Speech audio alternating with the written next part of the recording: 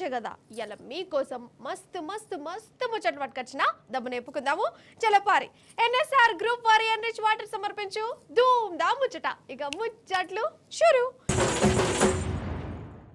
మన రాష్ట్ర ముఖ్యమంత్రి ఎవరు?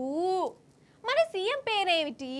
అగర్సే ఈ ప్రశ్న గనక పరీక్షలల్లో వచ్చిందే అనుకో, లేకుంటే బయటకు పోయి మైకు పెట్టే వాళ్ళని అడిగినమే అనుకో, సగానికి సగం మంది చెప్పరు కావచ్చులా. సారు పేరు మతికే ఉంటలేదు కావచ్చు. మన సీఎం సారు నా మీద గుస్సా అయినా మంచిదే, బీపీ పెంచుకున్నా మంచిదే, ఉన్నమాట చెప్పాలి, ఉన్నది ఉన్నట్టు మాట్లాడతా నేను, అందుకే చెప్తున్నా. అసలు సార్కు పేరు బలం ఉన్నదా లేదా అని మస్తు అనుమానాలు కొడుతున్నాయట చాలా మందికి. ఎందుకో చెప్తా కానీ అన్నట్టు మన సీఎం సార్ పేరు ఎరికే కదా, యనుమల రేవంత్ రెడ్డి. ఎనుములనా అనుములనా లేకుంటే మినుములనట.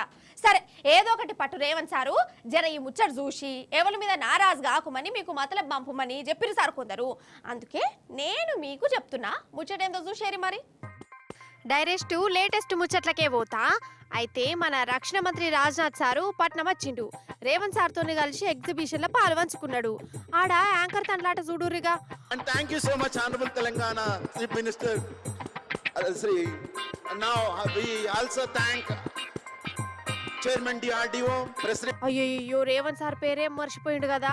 సార్ ఏమనుకున్నాడో ఏందో అసలు. సరే ఈ యాంకరే కాదు, స్టేజ్ మీద మన రాజ్నాథ్ సింగ్ సార్ కూడా రేవంత్ సార్ కొత్త పేరు పెట్టిండోలా. స్టేట్ కి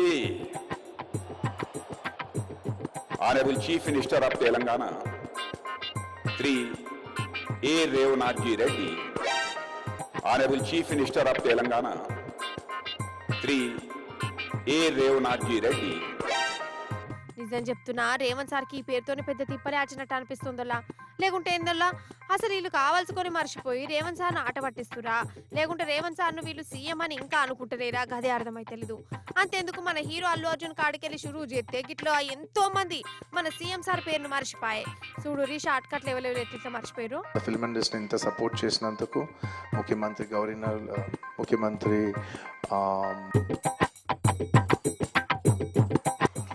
మాట్లాడి అయిపోయింది. మన ప్రియతమ నాయకులు తెలంగాణ రాష్ట్ర ముఖ్యమంత్రి గౌరవనీయులు శ్రీ కిరణ్ కుమార్ గారు 1 ఇయర్ల రాష్ట్ర ముఖ్యమంత్రి కిరణ్ కుమార్ రెడ్డి గారు 1 ఇయర్ల రాష్ట్ర ముఖ్యమంత్రి కిరణ్ కుమార్ రెడ్డి గారు 6,500 కోట్ల రూపాయలు ఈనాటి ప్రభుత్వం ముఖ్యమంత్రి కేటీఆర్ గారు. రేవంత్ సారు వీళ్ళు పేర్లు మర్చిపోయారని నారాజు కాకు సారు, ఫీల్ కాకు సారు, కోపానికి కూడా రాకు. మన ముఖ్యమంత్రి రేవంత్ సార్ అని డప్పు కొట్టి సాటింపేసే జిమ్మదారు కూడా తీసుకుంటారట సార్ మీ ఫ్యాన్స్ అని అంటూరు అక్కడికి వచ్చిన పబ్లిక్. అన్నట్టు మనకు ఎండాకాలం వచ్చింది కదా, ఇగో నాకైతే ఇప్పుడు ఏసీలో ఉన్న ఉడకబోతుంది. జర నంబర్ ఎక్కువ పెట్టరు అదే పెద్దన్న, బగ్గ ఉడకబోతుంది. అసలుకే బయట ఎండలు బచ్చడు ఉన్నాయి ఏమో. కానీ అదేందోలా మన దిక్కు ఎండాకాలం వస్తే అటు మీది బాజుకు మంచు వాన పడుతుంది, మంచు కొండలు ఇరిగిపడి అట మంది మీద. ఆగం జగన్నాథం. హాగో ఉత్తరాఖండ్ రాష్ట్రం బద్రీనాథ్లనుల్లా చూస్తుండగానే మంచు కొండలు ఇరిగిపడ్డాయి. ఆడ కొన్నొద్దుల సంధి మంచువాన పడుతుంది. ఎండాకాలంలో ఏం మంచువానను నాకు అర్థమైతలేదు. ఆడ అట్లనే ఉంటది కావచ్చు. అయితే ఆ మంచుకొండల కాడ కార్మికులు డ్యూటీ చేస్తారు. అప్పుడే కొండిరిగిబడి వాళ్ళ మీద పడ్డది. దగ్గర 50-60 మంది దాకా కొండలలో ఇరుకపోయినట.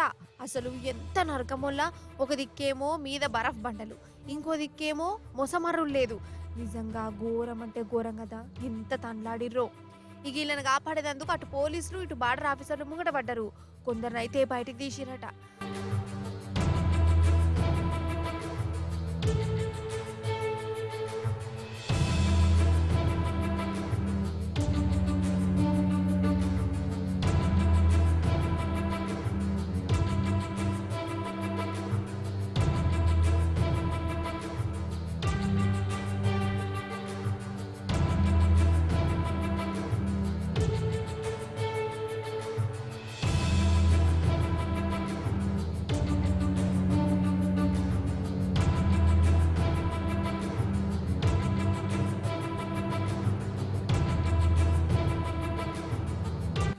ఎండాకాలంలో ఏం మంచు వానలో ఏమో.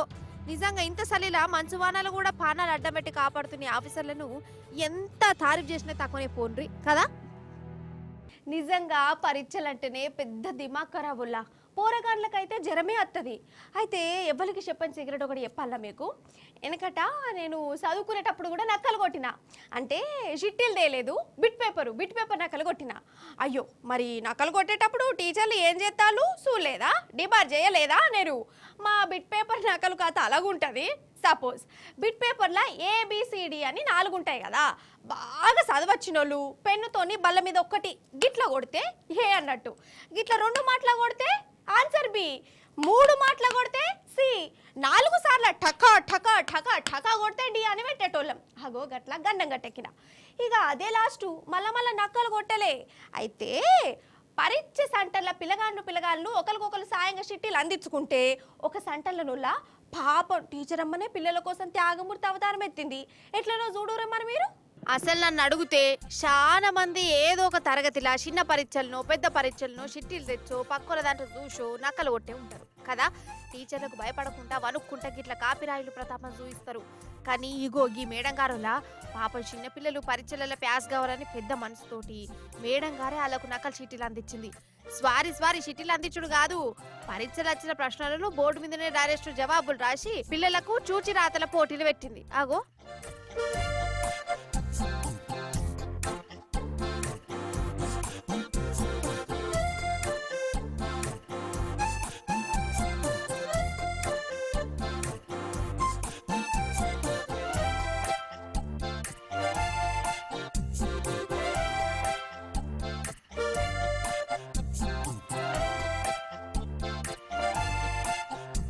అసలు ఏమన్నా టీచర్ అనులా లెక్కకైతే ఏ టీచర్ అయినా కానీ నకలు కొట్టద్దు అంటారు. చిట్టీలు పెట్టి రాసిన వాళ్ళను క్లాస్ రూమ్లకి వెళ్ళగొడతారు. కానీ ఈ మేడం గారు పిల్లలకు చిన్నప్పటి సందే ఎట్లా చిట్టీలు కొట్టాలి, ఎట్లా నక్కలు కొట్టాలి, పరీక్షలలో చూసుకుంటే ఎట్లా రాయాలని అరటి పండు వచ్చి చెప్పినట్టు చెప్తుంది. అన్నట్టు ఈ మేడం గారు మధ్యప్రదేశ్ రాష్ట్రంలో ఉన్న ఒక స్కూల్లో టీచర్ అన్నట్టు చాలా గొప్పగా నేర్పుతుంది కదా పాఠాలు.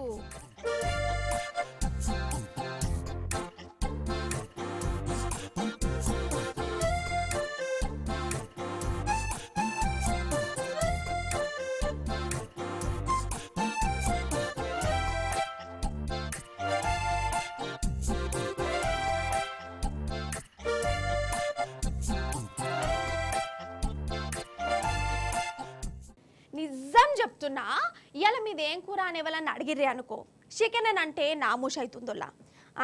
చికెన్ అంటే గోపేనాయే మా రాజులేనాయే అనుకుంటారు కదా. కానీ మొన్నటి సంది గట్ల లేదోలా. అగో కత్త అందరినీ చికెన్ తెచ్చుకుంటుర్రా, అదే రేటు పిరముట్ట తెచ్చుకుందువా అని ఉల్టా ఇజ్జత్ తీస్తురు. అంటే చికెన్ రేట్లు తగ్గినట్టే కదా, కోళ్ళకేమో దిక్మల్ల భీమాలత్తనే అని ఎవరో పుకారు లేపితే ఎందుకు వచ్చిన రోగాలు అనుకుంటా కొనేదందుకు వెనక ముందు అవుతురట కదా. అందుకే దుబ్బాకల పాల్ట్రోలు ఏం చేసారు ఎరికేనా, చూడరు మీరేగా. ఆహా అగో జాతర, చికెన్ జాతర, తున్కల జాతర, ఎగవడు చూడిగా తొక్కిసలాటలు అయితటే ఉన్నాయి కదా. అయితే ఈ నడుమ కోళ్లకు భీమాలు వస్తానే అని టామ్ అయింది కదా. చికెన్ కొనేదందుకు వెనక ముందైతురు. గసోంటి భయాలే మద్దు, చికెన్ తింటే పేయికి మంచిది, గుడ్డు తింటే దిమాకు ఇంకా మంచిదని చెప్పేందుకు పాల్ట్రోలు ఇట్లా ఫ్రీ చికెన్ ఆఫర్ పెట్టిరు. మంచిగా ఫ్రైలు గీలు చేసి కోడిగుడ్లను ఉడకబెట్టి ఫ్రీగా పంచుతామని చెప్పారు. ఖాతమీగా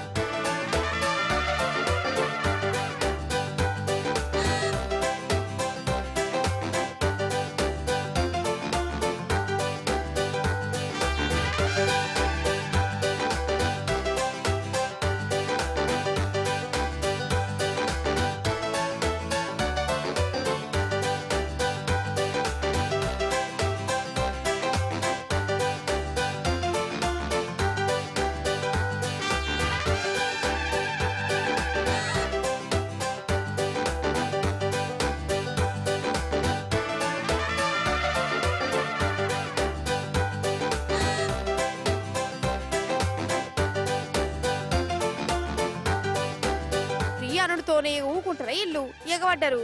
ఆ గోగి పిల్లగాడు చూడు, ఈయనకి ఇంకో ముక్క కావాలన్నట. నీకేం కావాలనే? లెగ్గు పిజ్జా, బర్డ్ ఫ్లూ ఉన్నదట కాదే, భయం అయితే లేదా?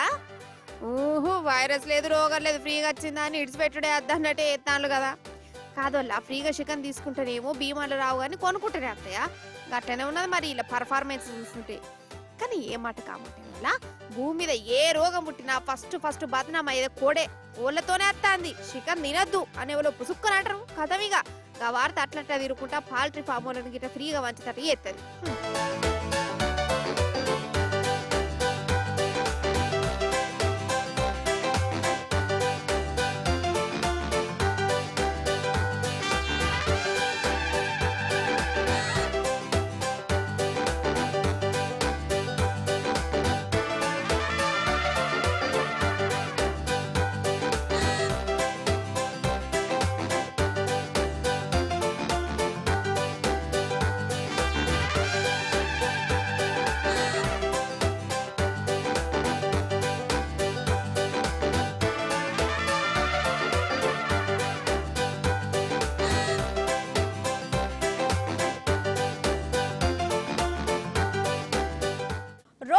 కుక్కలు పోతుంటాయి, పిల్లులు కనబడతాయి, ఉడతలు ఉరుకుతాయి, పాములు కూడా పోతాయోల్లా. పాములను చూస్తే గజ్జె అంటది నాకు అన్నట్టు పందులు కూడా అడ్డం వస్తాయి. మొన్న గిట్లనే మా ఇంటి దగ్గర ఉండే పరికె పనుల సుజాతోళ్ళ చిన్నయ్య కొడుకు బండి మీద పోతుంటే పంది అడ్డం వచ్చిందట. దాన్ని తప్పియే పోయి ఈయన కాలు రొగొట్టుకున్నాడు. ఎంత రాకపోయింది. సరే, నేనేదో చెప్పబోయి ఇంకేదో చెప్తున్నా. ఇంతకు ముచ్చట ఏంటంటే, ఈ కుక్కలు పందులు పాములు కాదు మరి రోడ్డు మీద పులి అడ్డం వస్తే ఎట్లుంటది? ఇగో గిట్లుంటది చూడుర్రి. అగో రోడ్డు మీద వన్నది పులేనా పిల్ల? ఏ పులే, చిరుత పులి. పులి, ఓ పులి, ఓ చిరుత పులి, ఓ షెర్రీ బాబు లేవు లేతలేదు కదా. ఉరుకు ఉరుకు అవతలవాడు. అసలే చుట్టుముట్టు మనుషులు ఉన్నారు, కంత్రోలు ఉన్నారు, నకిలీ మనుషులు ఉన్నారు, పూటకో వేసేటోళ్ళు ఉన్నారు. నువ్వు వీడు ఉండద్దు, ఊరుకో.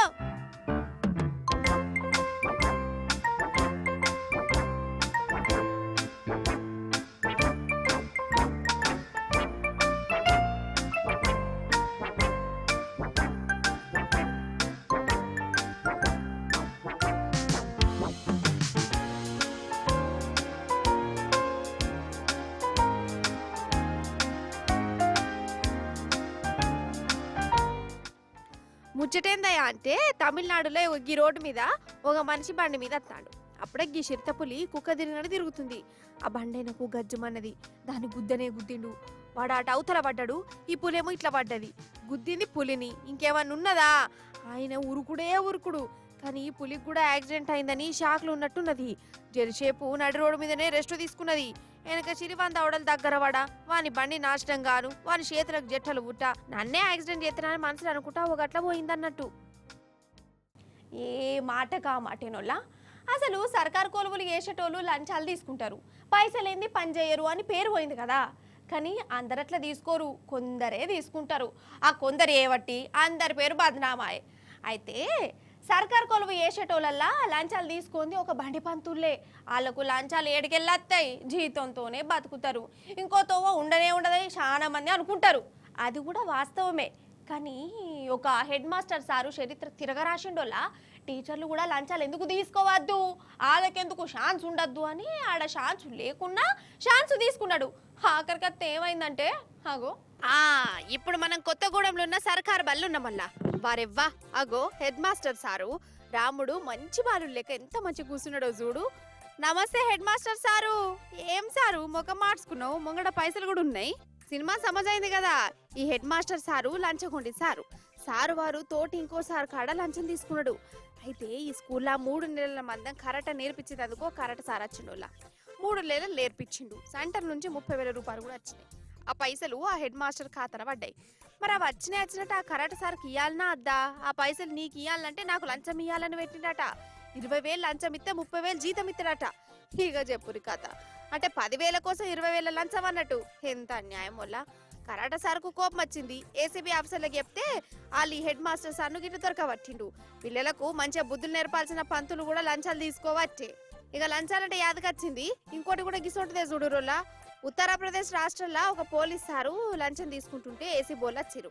ఇక ఏసీ బోలను చూసుడుతోనే ఆ పోలీస్ సారు పీటీ ఉషాల కురుకుడు పెట్టిండోలా. మరి ఏసీ బోల్ ఊకుంటారా? వాళ్ళు హుసేన్ బోల్ట్ లెక్కురికి దొరకబట్టి గొర్రె గుంజుకపోయి జీబులేసిరు. గిట్లా ఈ లంచాలకు అగ్గిపెట్ట సర్కారు జీతం ఇయ్యనయ్యబట్టే మళ్ళా మంది కొంపలు ముంచుకుంటే లంచాలు తీసుకునుడేందో. ఇసంటోళ్లను ఏం చేసినా పాపం లేదనిపిస్తుంది వాళ్ళ నాకైతే.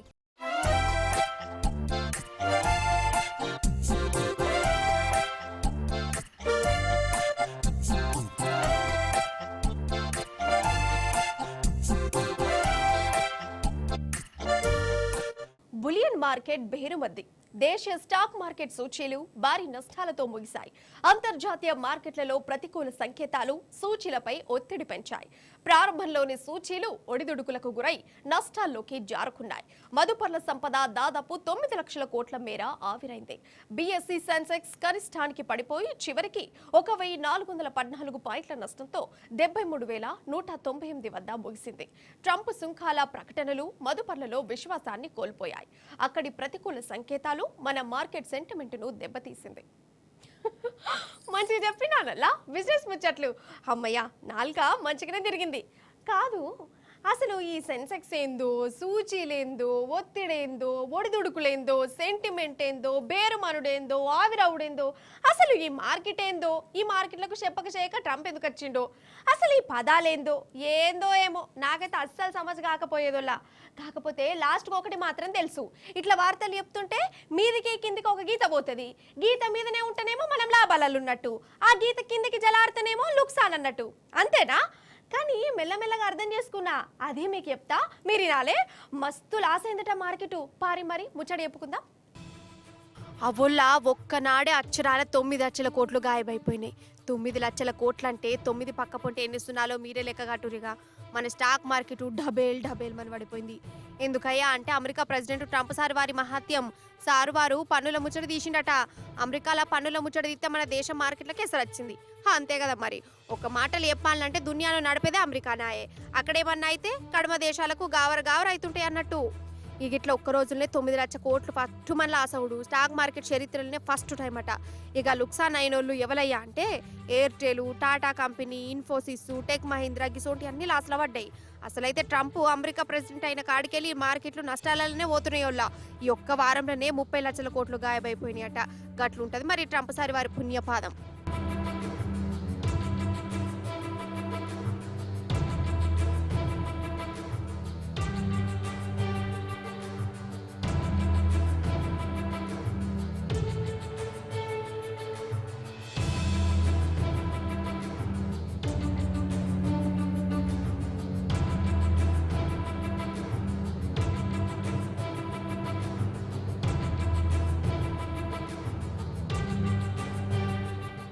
ఎన్ఎస్ఆర్ గ్రూప్ వారి ఎన్రిచ్ వాటర్ సమర్పించు ధూమ్ దా ముచ్చట.